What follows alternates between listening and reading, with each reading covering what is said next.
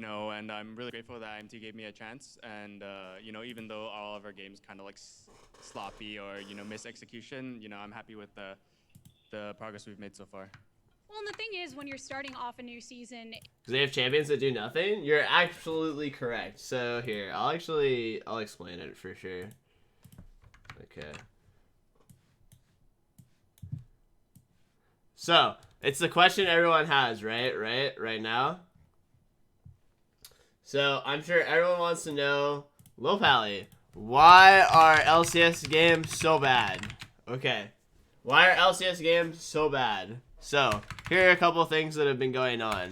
So number one is okay, a lot of people don't really understand this. So scrim culture is more hectic and loose. So what that means is higher kill counts, more limit testing, and aggressive plays. Not afraid to make mistakes, right? So because of that, this is what happens. As you've kind of seen in a lot of the drafts, all drafts include a level 3 jungler. So like almost all of the drafts, right, include a level 3 jungler. So we see Jarvan, little. We see a little Jarvan, but we mostly see this, right? We see Lee Sin, we see Rek'Sai, and we see Elise. So these 3 junglers happen a lot, right? So what ends up happening in a game like this, as you can kind of see on your screen, right, is that if you just look at the team compositions, who starts a fight on either side pretty much at all? Or who has follow-up for anything that does happen? The answer is nothing, right? Like, even when Rumble ults are going across and stuff like that, there's not, like, extra lockdown or even just champions that can go forward and follow up. So what ends up happening right now is that you hit level 3 very fast, but level 6 very slow. Kobe Bryant died? Yeah, I know. It's really tragic. Thoughts and prayers. But there's nothing I can really do about that. You know what I mean? That does suck for sure, though. I feel you on that. So, right. What ends up happening is these two things interact with each other, okay? So, all drafts include level 3 junglers. Now, because all drafts include level 3 junglers, and you hit level 3 very fast, but level 6 very slow, and the fact that in scrim culture you have higher kill counts and people are more aggressive, what ends up happening is most teams will conclude that especially these 3, Jarvan to a lesser extent, but these 3 are the best junglers because you need early game pressure to bridge your scaling. That's a thought process. These champs give early pressure to bridge scaling potential. So you know what happens when these champions are played though? None of these champions have engage. Jungle has 0 engage. Right? So you already have really bad ways to start fights. So when the jungler has no engage, right? Even if support has engage, might lack follow-up. And please don't call Lee Sin kick and like Rek'Sai flash and shit like that real engage, right? So in most cases, even if the support has engage, you might lack follow-up. So what I mean by that is you need a lot of engage currently to play the game. Braum, Tom Kench, Little Thresh, highest priority supports. So when you have these two things interact with each other, this is what ends up happening in a lot of games. You have Lee Sin, Rek'Sai, and Elise being played, and then the highest priority champions are disengaged supports, right? So even in a scenario where, like, let's say, because Leona is really powerful, you pick Leona, but you pick one of these 3, it's still really hard for you to get through these champions to, like, get stuff done, right? In most cases. Or, like, you lack a lot of follow-up. So, for example, right, if you guys watched the Team Liquid game where they had Jarvan, they didn't have anything that could follow up on the Jarvan, right? They went, like, Senna TK and stuff. So they went Senna and Thresh. Like, they don't have other things that pile into the fight, correct? Especially because Kiana, Irelia, Akali, Ornn, common bans. These champions good at diving in and played in multiple roles. So, like, for example, a lot of the champions that would be good at diving in, right? These are permaban champions. Like, Akali and Kiana, Irelia, Ornn, Lucian, etc. Like, these are pretty, like, almost permanently banned. In fact, actually, I can tell you that Akali is permanently banned. I can tell you Kiana has been permanently banned. And most of the game's Rumble's banned, too. So a lot of things that like are really good champions right now that are good at diving in or that are played in multiple roles can't be picked because they get banned, which also means, by the way, that these champions are always available. So this frequency occurs a lot. So like if I'm looking for a skeleton for currently how drafts look, it's these 3 champions and these two champions happen almost every game. As you can see, these champions are happening almost like pretty much frequently.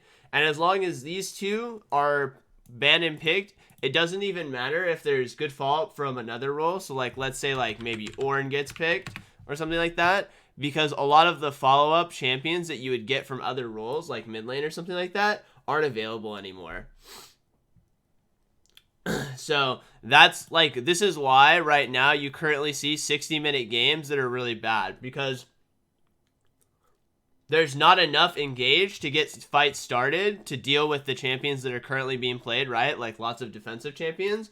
And so because of that, no one wants to play one aggressive champion, so everyone's going super long-ranged, non-committal champions and hoping that the opponents like kind of dive into them. And because of that, it gives no finishing power or engage power for anything. And that's why right now you currently see like LCS games at a really breaking point for like really bad like level of play, because no one has enough agency to start fights and actually lock people down and actually fight. So that's why. There you go. That's your like brief understanding right now for how the games are gonna go for probably the rest of the weekend, unless like there's a huge patch or a really different approach to the drafting phase. So there you go. Thoughts on I just went over it, so you're just a little too late. These are all things that are like contributing heavily to whether or not you're gonna have like long or short games. Basically, is as long as explosive agency is taken away from bans and picks and how the drafts look, it'll always be a problem. Ideally, how would I even go about fixing this? I don't have a good solution to it currently, with especially with champions like Senna being so powerful right now. And the only way to unlock champions like Senna and Aphelios is to give them a defensive support that peels for them and like protects them because they're immobile. I think you'll just continue to see the games play out the way they are, especially as long as the junglers are like this.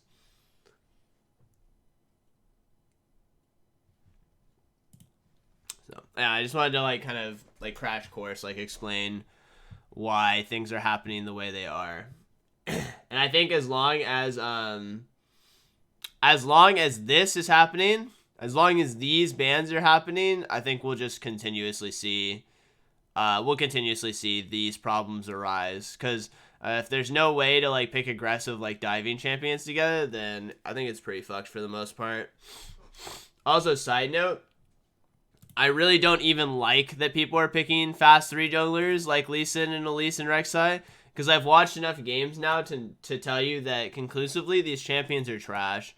They're useless in the later stages of the game for team fights, and no one is playing them well enough basically at all to get early game leads. In fact, ironically, the champion that got the biggest lead in the early game off of pressure was a Jarvan, which was the Golden Guardians game, actually.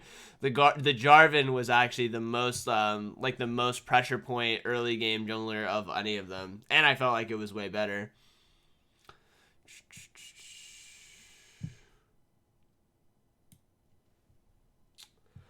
Oh, actually, you want a solution to this? Here's the solution. You guys ready for it? There you go. Unironically, Zach is actually the solution to a lot of the problems currently. 60 minutes in and Dardoch was level 16. Yeah, he's useless. He was useless for sure. There you go. That's actually my solution is this champion coming into play. Is Zach actually being one of the champions that becomes starting like a playable champion. Because Zach is actually really, really good at disrupting, like breaking open a fight really, really easily and multiple engages. And currently, no one is taking any like anti-dash denial kind of champions. So I think Zach could actually be like a really, really good solution. Also surprised, by the way. Well, I guess not surprised, but I guess a little bit surprised that Zyra Rakan has no priority in any of these games. I think that's kind of weird. I do understand the Senna strength. I don't think Aphelios is actually nearly as good as Senna, by the way. I think Senna is much better than Aphelios currently with the game, how it's played. So I actually am a bit surprised that Zyra Rakan isn't being played at all either. But I think Zach jungle and maybe even Zach support in the future could be definitely a decent thing. And then also I guess another big question mark for me is can players play mage supports well enough that those are really good? So like in a world where all you do is play against Tom Kenches and Brahms, I feel like mage supports could actually really, really shine in this case, like super long range mage supports. But only if you're good enough, and only if Senna's off the table. Because if Senna is played, if you play a mage support into Senna, you can't win because Senna heals too much. Yeah, she just heals too much in laning phase for your poke to matter. But if you can get it against not Senna, then I think it's really good. Yeah, I know they don't do as much damage for sure, but with a lot of standstills the way they are and how long games are with like non-committal champions being picked, I think that this could be a potential option on the table. You could also play things like Veigar support, by the way, and it wouldn't be that bad. If you watch the anyone who watched the Team Liquid versus C9 game, if you conclude anything other than it's just Veigar difference, you didn't watch the game. That's basically how I would say it. Like Veigar Cage was just such a problem to deal with. So maybe even like fringe things like Veigar support and stuff like that could potentially be something that's really, really good.